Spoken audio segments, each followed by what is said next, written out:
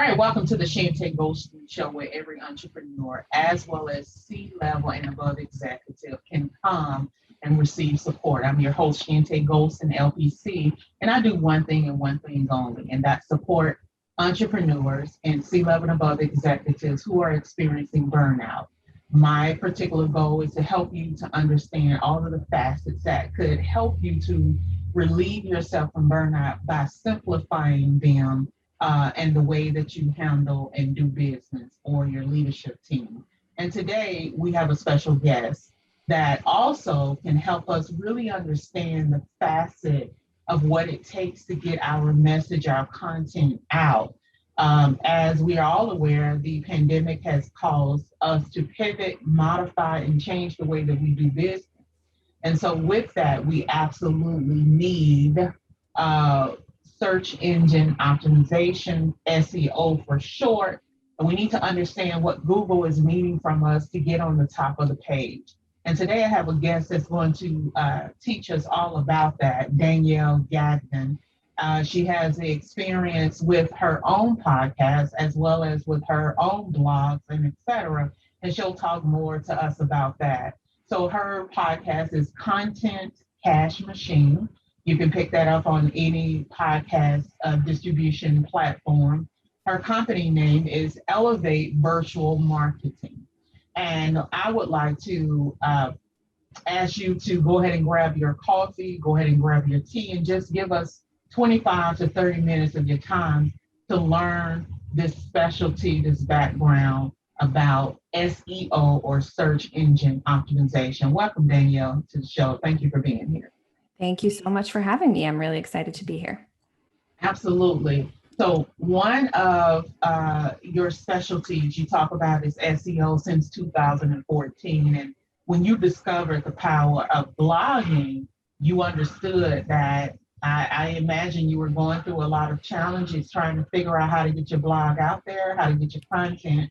And so you started your business in 2018 and been working ever since full time, starting in 2019. Now, this specialty, you call it the lover of all things content creation. And so after years of working as a journalist and being a marketing manager, from your own standpoint of your particular business, you've learned that your niche is to help females entrepreneurs grow their business organically and massively, as you talk about. I imagine that you don't leave the fellas out if necessary. I don't leave them out if they come to me. I'm just not actively seeking them out usually. Okay. So you understand the power of SEO and content marketing, and I also too. Share us a little bit more about your specialty and especially tell us about the process of trying to get your blog off the ground. Yeah. So like you said, I started blogging back in 2014. And like a lot of people who start blogging, I didn't really know what I was doing. I didn't necessarily have a good strategy. My mom was reading it, like my grandmother was reading it, and that was about it. And I, tried a bunch of different marketing tactics. I was on Instagram, I was on Pinterest, and those helped a bit, but it still wasn't at the level that I really wanted to be at. And then everything kind of changed when I didn't know what I was doing at the time, but I accidentally got one of my blog posts on the first page of Google. And I was suddenly getting tons and tons of traffic to this one specific post. And I quickly realized, okay, I've done something here. I'm getting lots of traffic from Google. I need to figure out how I did this and why this is happening. And I need to start doing this with all of my posts, with all of my content. Mm-hmm. And so that was really when I started, researching SEO, digging into what it was, what it meant, how to do it on purpose. And from there, I was able to, significantly grow my blog to the point where I was actually making money off of it. And I was also able to start using this skill in my 9-to-5. I was a marketing manager at the time, but SEO wasn't really part of my skill set prior to this. Okay. And so I was able to really level up my 9-to-5 job. I actually ended up getting a new job where SEO was a major part of my actual 9-to-5 job. And so when I started my own business, it was sort of like a natural transition for me to start using those same skills to help other business owners as well. Okay. Now, if we can simplify what you learned from that post that went Google viral, Yeah. if you will, what were if you can name 1, 2, 3, 4, 5, 6 simply, what did you learn that you did to do to get that up and running? I think the biggest lesson I learned, like the number one thing that I learned, was just the power of understanding what people are searching for online already. So in SEO speak, we would call that keywords, right? When you head to Google and you type something into the search bar, you are typing in a keyword, a search term, a search query, whatever you want to call it. And for me as a blogger, I was, trying to write really creatively and fun and show my personality. And so I was writing a lot of recipes. I had a food blog. I was naming my recipes things like Danielle's special chicken pasta, and nobody Okay. is searching for that, right? Nobody is Right. typing that into Google. And so with this post, I had just called it what I thought was like a very boring name, which was Instant Pot Chicken Tikka Masala. But people were searching for that. And so Right. that was like the biggest thing I realized, like, oh my gosh, of course, nobody's going to find Danielle's special chicken pasta on Google. Right. And so that sort of sent me down the path of learning more about how to actually do keyword research, how to actually figure out what people are searching for. And that's typically like the biggest thing that people need to understand and need to do when they're starting with SEO. I also, of course, dove more into Google's algorithm, what Google is looking for in terms of content, in terms of how you write your content. And when it comes to that, I mean, it has changed over the years, but at the end of the day, Google is really looking for high quality content that truly serves the audience. If you're writing like a 400-word blog post that just sort of scratches the surface of whatever topic you're writing about, the chances of you showing up high in Google are pretty slim. And so really learning to focus on writing like really helpful, in-depth content that has those keywords people are searching for, that's answering the questions that people are searching for in Google. All of that was really sort of the foundation of the strategies I started using, and still the strategies that I use today for my clients. Mm-hmm. Now, I know for my personal experience, I'm very well versed with Google as well. Now, you made mention of something. Not only did you make mention of focusing on calling specific topics or words in your blog as they are, not putting a twist on it. You also talk about that you went to Google's algorithm to learn more about that. Now, where would a person go to start learning about the algorithm? Yeah, that's a great question. So Google themselves actually share a decent amount of information about what they're looking for. But there's if you go to YouTube, if you go to Google and you just sort of type in SEO best practices or something like that, there's so many great resources out there. I learned a ton from someone named Neil Patel. He's one of the top SEO experts out there. He was sort of my go-to as I was learning all of these strategies, and I still learn so much from him today. So I always love to recommend him and his resources. But there's so much great content out there these days. But one of the things that I really like about Google, I feel like they're a lot less mysterious in some ways than like Facebook or Instagram with their algorithms. When they make a big change to their algorithm, they tell you, and they tell you like a year in advance. So it's really helpful to be able to get that content straight from the source and understand what they're really looking for. For example, Google just had a big algorithm change in this past month, which is June 2021.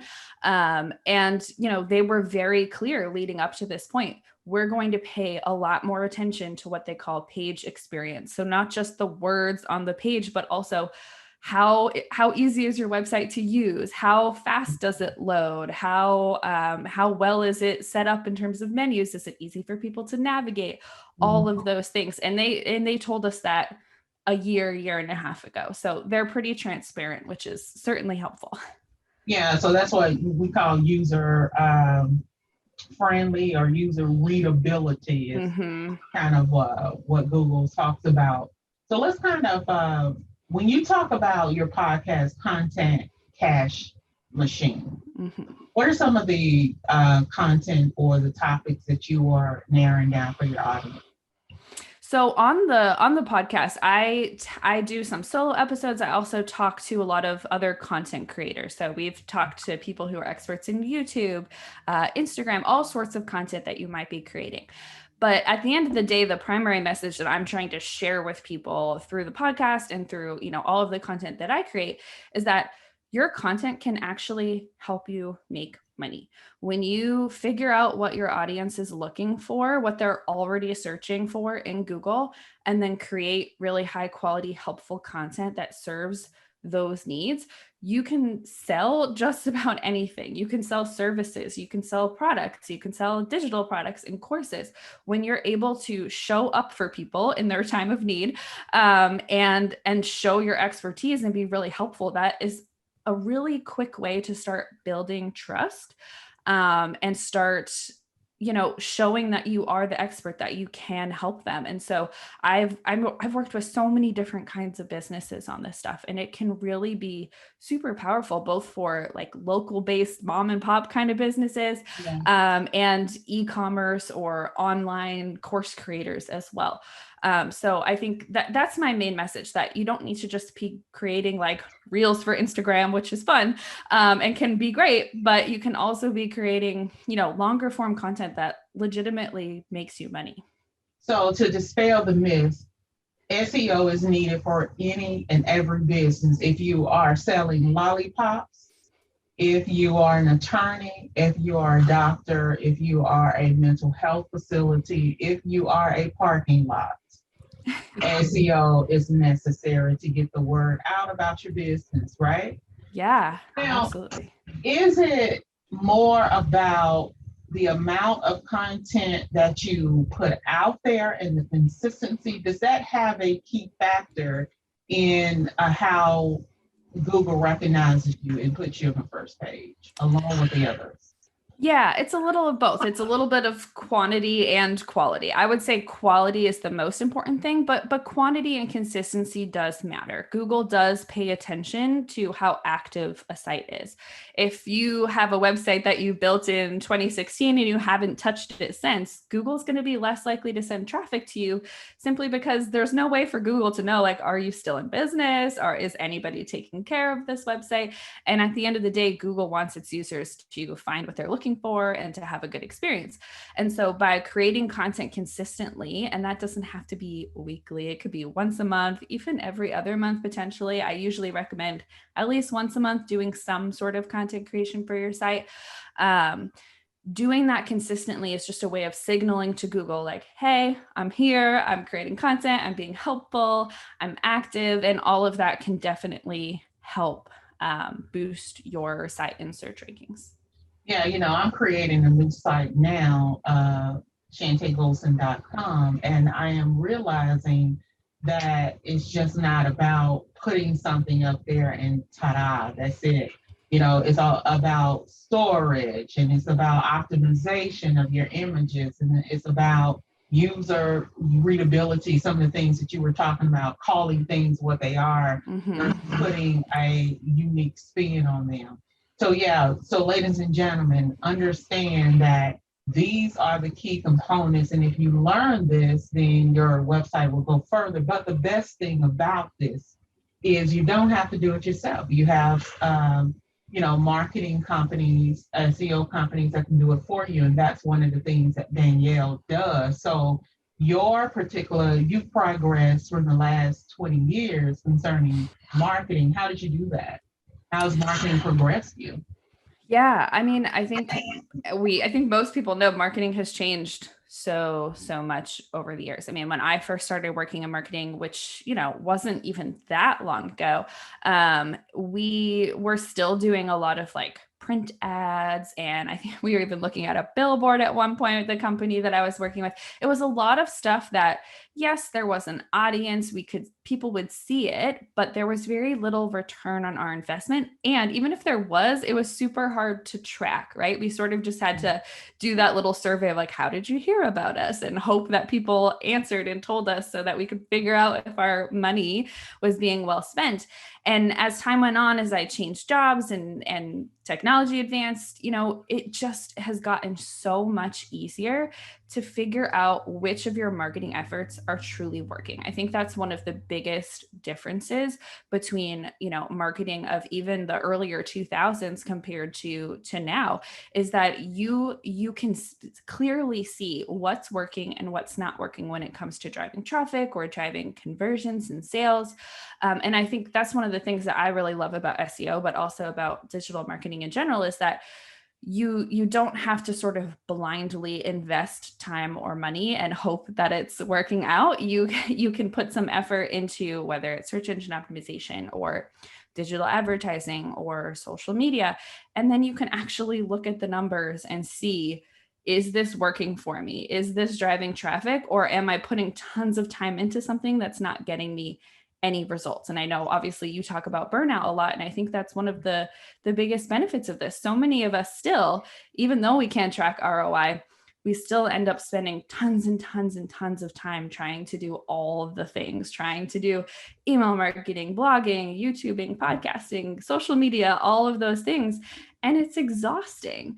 And so if we're able to really see like what is actually getting us business and growing our business, we can really start to focus more on those things and let go of some of the stuff that's maybe not working. Okay. So, one thing that we were talking about is burnout, also content. One of the questions that I have for you when it comes to scheduling your day, what would be a best routine for someone who wants to give this a try, who wants to do better with their website, their blog, their et cetera? How do you manage creating the content, then executing it on the platforms, and then waiting on the results? What would be a logical, scheduling process that you can recommend? Yeah, I love that question. And I think, to some extent, it is sort of personal to how people work and sort of their own work style. But I can share what I like to do and what I think can be a good strategy for people. Personally, I like to spend some time at the start of like each quarter, basically coming up with a bunch of topic ideas. So figuring out what I'm going to be talking about, writing about, creating about. And I do that with keyword research. So I'll either just use Google at a super basic level and see, what are people searching for related to, in my case, search engine optimization. A great way to do that is by using Google's People Also Ask feature. We've probably all seen that in search results. You type something in, and then there's a little section that says People Also Ask, and it tells you what questions are people asking about this topic. Those questions make great blog post topic ideas. If it's showing up there, it means a lot of people are typing that question into Google. And questions in general make great blog post topics. You just answer the question and you're good to go. So I spend some time at the start of each quarter thinking about the topics that I want to create. That way I have, a big list of ideas. So when I'm like in the zone to write, or even if I'm not in the zone, if I have to sit down and get myself to write, I at least don't have to think of what to write in that moment. I can just get started on the writing process. For me, I know that I write best in the morning. So I plan out times that I'm actually going to be creating content are early in the mornings. It's going to be personal to each person of like when you can have that focused work time. But I like to do, once a week or every other week, I'll set aside a chunk of a few hours in the morning, first thing in the day, to, bust out a post or two.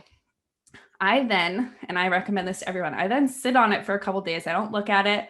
A couple of days later, I go back in and make my edits. I have found that having that separation from when you write to when you're editing and sort of finalizing and polishing a post is super key to really having like a fresh perspective, a fresh set of eyes. It's almost like asking a friend to read it and see, getting that fresh perspective.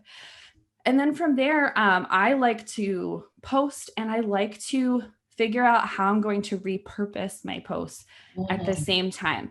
I like to think about it when I'm creating, because I never want to see someone create a blog post and then it's only a blog post. Right.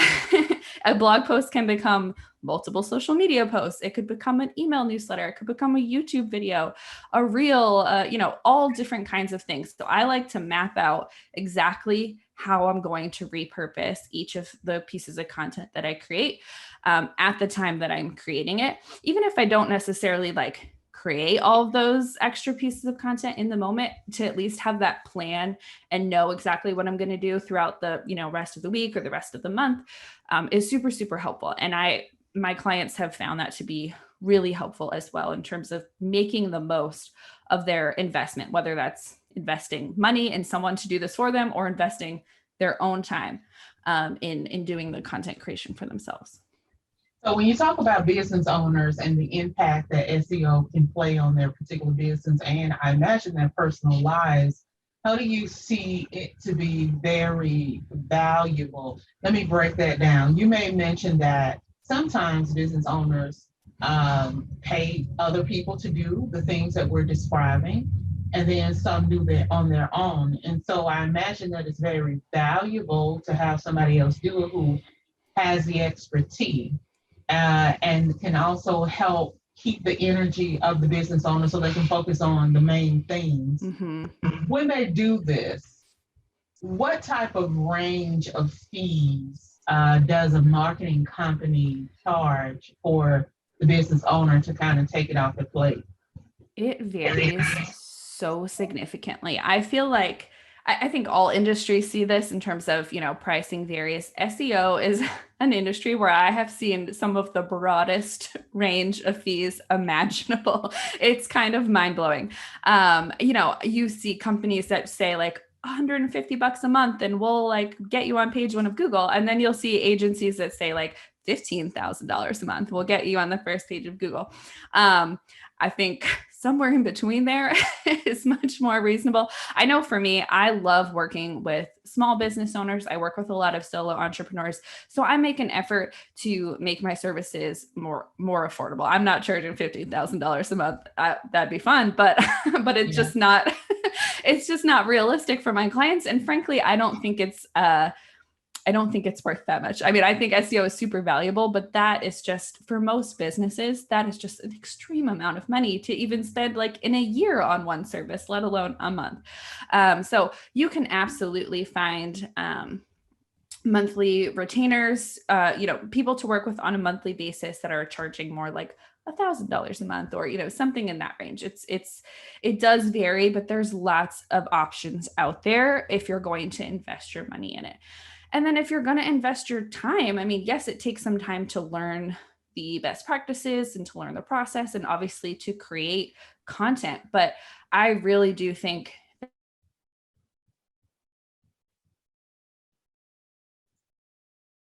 it really just can have tremendous impacts on a business. I mean, I've had clients who, were driving next to no sales or conversions on their services through their websites, were having to be on social media all the time because that was the only place they were getting new clients. And then when we're able to get them on the first page of Google, they're just like have consistent leads coming into their business, and they're able to, stop doing some of the stuff that they don't love. They're able to really focus on their zone of genius, or they're able to maybe outsource some of the things like social media or something like that to a VA or to someone else on their team. And again, be able to have more of that time to really focus on working on their business instead of working in their business all the time. Right. And when you're doing both, it is very exhausting. And that's one quick way to get to burnout in a couple of years. Mm-hmm. Now, one of the first things to do if you're interested in starting to use SEO is what? That's a great question. So I tend to start like a couple steps before you might think. So I always tell people, before you ever do keyword research, before you ever even start figuring out, SEO best practices and learning those, you really need to make sure that you are super, super clear on who your ideal audience is, who you're trying to reach in the first place. And this is true for most marketing strategies, but it's super important for SEO because who a person is, what they care about, what their problems are, all of those things impact what they're going to be searching for when they head to Google. I like to talk about people being either symptom aware, problem aware, or solution aware. So as an example, let's say I had a client who was an organic lawn care company. Okay. So symptom aware, they might be searching for things like, why do I have so many weeds in my yard? They're seeing the symptom. They have weeds in their yard. Right. Problem aware, they might be searching like, okay, I know I have a problem with weeds and I need to figure out how to kill them. So how do I kill weeds without pesticides? Because she's an organic company. Solution aware, they might literally be searching for organic lawn care companies in their area. And so understanding those different stages and what people are searching for at those different stages is really important to doing before you ever do anything else with SEO. You need to understand who your audience is and what they really need from you at all of those different stages. And then you can get into doing more focused keyword research using a keyword research tool, or even just going into Google using their predictive search feature to figure out, what are people looking for when they head to Google. Yeah, so the keyword tools, there are many out there. You can just Google keyword tools and you'll get a plethora.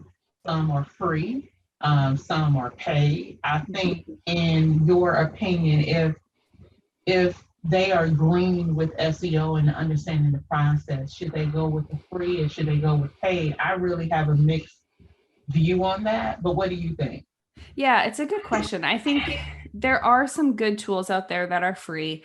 Pretty much all of the free tools out there have some limitations. The tool that I always like to recommend is called Ubersuggest. It's from Neil Patel, who I was talking about earlier. They have a pretty robust free version, but the other thing about it is that it's probably the most affordable paid keyword research tool out there. They have a lifetime membership, so you pay one time, you can pay $250 once and have it forever. So it's a pretty good value. And if you're going to be blogging consistently or, creating content consistently, I do think there is value in investing in a keyword research tool. And the nice thing about pretty much any keyword research tool that you're going to use is when you start by typing in, a word or phrase that you think people might be searching for, you're going to be able to see actual data. How many people are actually searching for this every month? How competitive is it? So how many other websites are trying to rank for the same keyword? How hard will it be for you to rank for that keyword? And all of that information is super helpful in helping you figure out what topics you want to be writing about, and also the actual words and phrases that you're going to use when you're writing your content. And so the one that you just suggested is Ubersuggest. Yes. Okay, and so that's the keyword tool that Danielle is recommending. When you talk about the free versions, I think you have to have a little bit more knowledge in how to interpret, because they have scores and they have values, and if you don't understand that you should be leaning towards 0 versus 100 or in between, that's how it becomes difficult, and you can select words that has no bearing on any type of Google search. And so again, that's why I say a little bit of both. But if you're first starting off, I suppose Danielle is saying find a page where you can just learn the platform and you can have valuable information without the guessing game. Mm-hmm. Yeah, absolutely. And then you made mention of a Google tool. I didn't quite catch that. Yeah, so this is for people who are brand new, just starting out, don't want to invest in a keyword tool or can't invest in a keyword research tool right now. I actually like to recommend that people just go to Google. So we've all probably experienced this before. We start typing something into Google and Google gives us a drop-down menu of things that it thinks we're searching for. So this is called their predictive search tool or predictive search feature. All of the things that are in that drop-down, they're suggesting those searches because lots of other people have searched for them. Yeah. So if you see something in that dropdown, there's a good chance that that could be a good phrase for you to use. And so I like to recommend this practice or activity called, my friend calls it keyword research alphabet soup. Yes. So let's say I start with search engine optimization is like my core phrase. So I would type search engine optimization, hit space, and then I'd hit the letter A, and I'd see all of the things that come up. For me, it might be audit, analyst, analysis, that sort of thing. Anything that I see that I think I could write about that, I jot it down.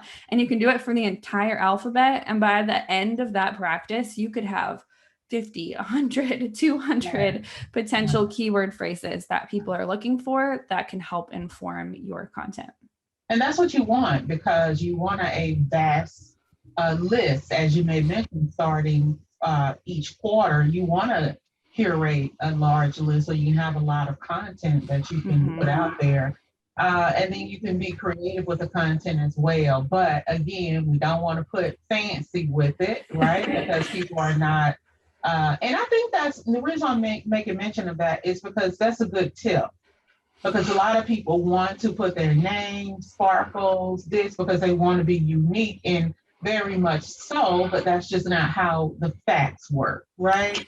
Yeah, and I think there's a balance there, because we all want to be unique. We all want to sort of show our personality and our voice in our content. And I think there's absolutely room to do both. I think the biggest thing to focus on, though, is those core keyword phrases that people are looking for. Don't change those. Don't add personality to those core phrases. You can absolutely write a blog post that has a little humor in it, or, shows like your sassy personality, or like whatever sort of personality you want to show for your brand or for your business. You can do that while still maintaining those core phrases that people are looking for, and not changing those things. And also places like social media, Reels, TikTok, all of those places are also great places to get a little bit more creative, show more of that personality. And it tends to have less of an impact, or even a positive impact, on the algorithm in those places. Right. And you can absolutely start searching for hashtags on Instagram, and it gives you a number of the people, 2 million, 3 million, 200, and that could be a thought to add to your content list. Yeah. And use it for that particular. Maybe not use it on Google. Maybe you have to do a little bit more research to see if it's relevant to Google, but it certainly would be relevant to Instagram. Yeah. And you can do it the opposite way around too. Like when I'm talking about doing the keyword research alphabet soup, and you have this massive idea of content ideas, you don't have to only use those for a blog or for a podcast or for YouTube. You could absolutely use those ideas on social media too. Chances are, if people are looking for that content on Google, it's content that they would like to see on social media as well. So you can absolutely use your keyword research to inform all of the content that you create. Okay.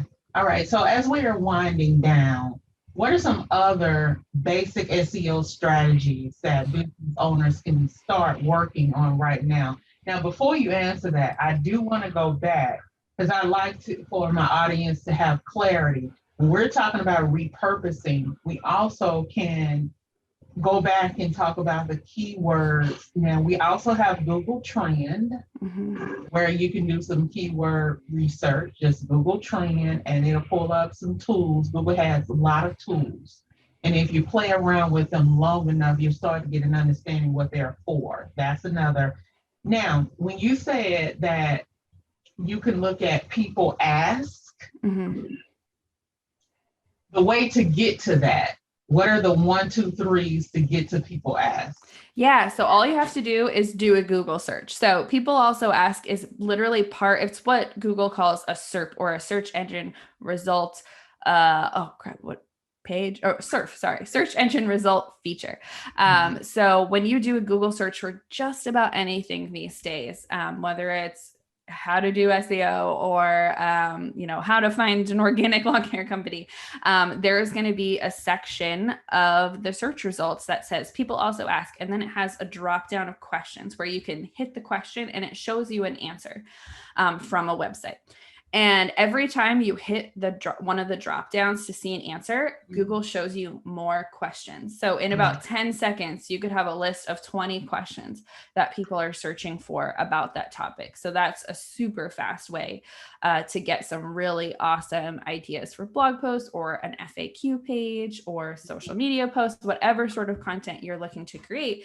It's an awesome way to see what questions people are asking that you could answer. And it's really easy to get to. Pretty that section in your search results. Yeah, so it's midway down the page. It varies where it is, but it's usually it's usually at least like 3 or 4 results down the page. Sometimes it's closer to the bottom. It's going to depend on the term that you're typing in, but it's always on that first page of Google results. Okay. And then also I find a good keyword research through queries, forums. Yes. So what are people asking? What are they talking about? You can take that and use it as that knowledge. So you really can find content anywhere. You just got to make sure that people are asking or talking about it.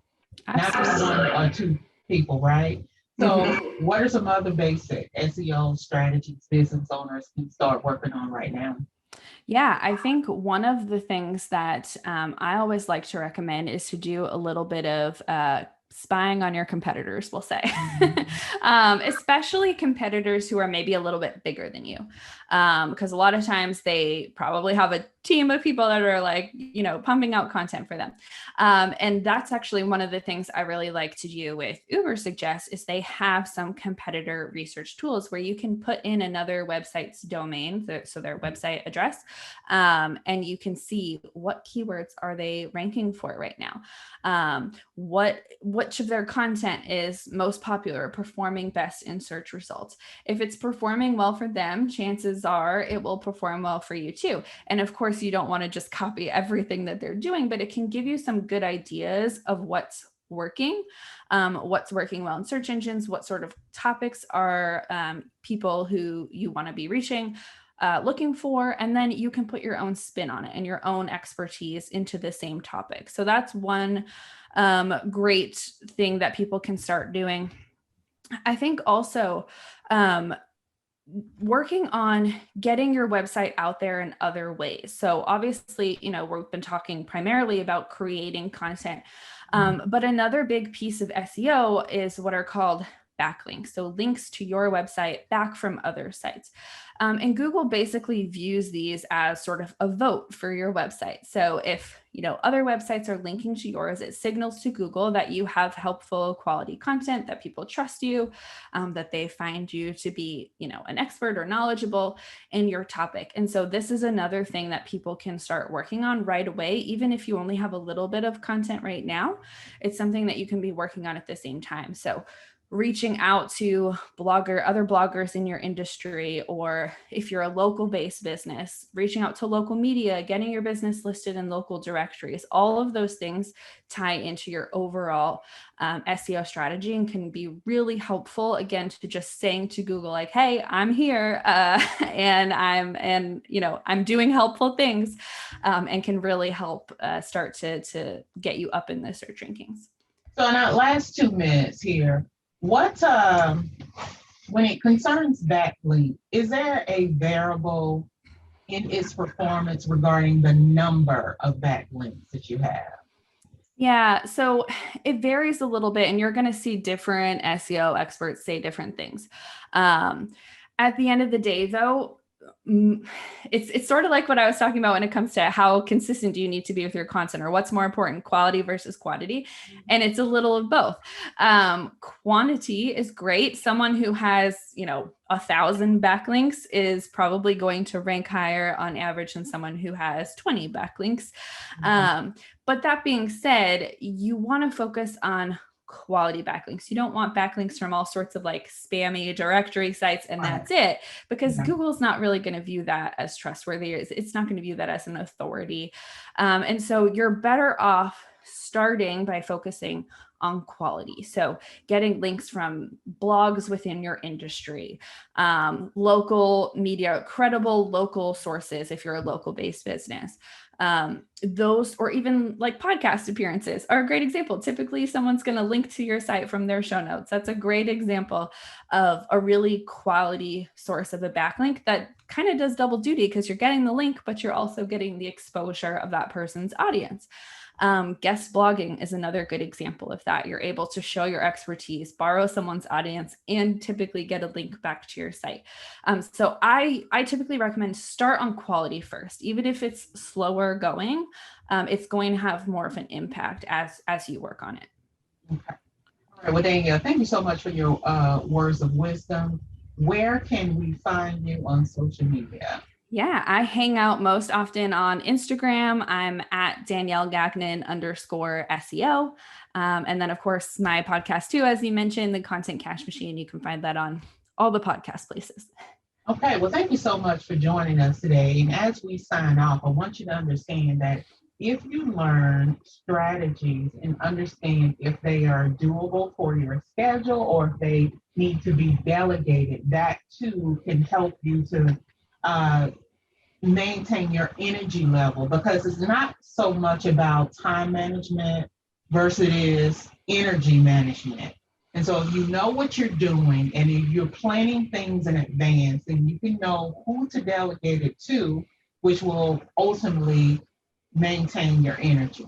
And so I hope this podcast was helpful for you today. I thank my guest, Danielle, for being here, and we're signing off. Make it a great day. Be productive, be wise, and we'll see you next Thursday. Signing off.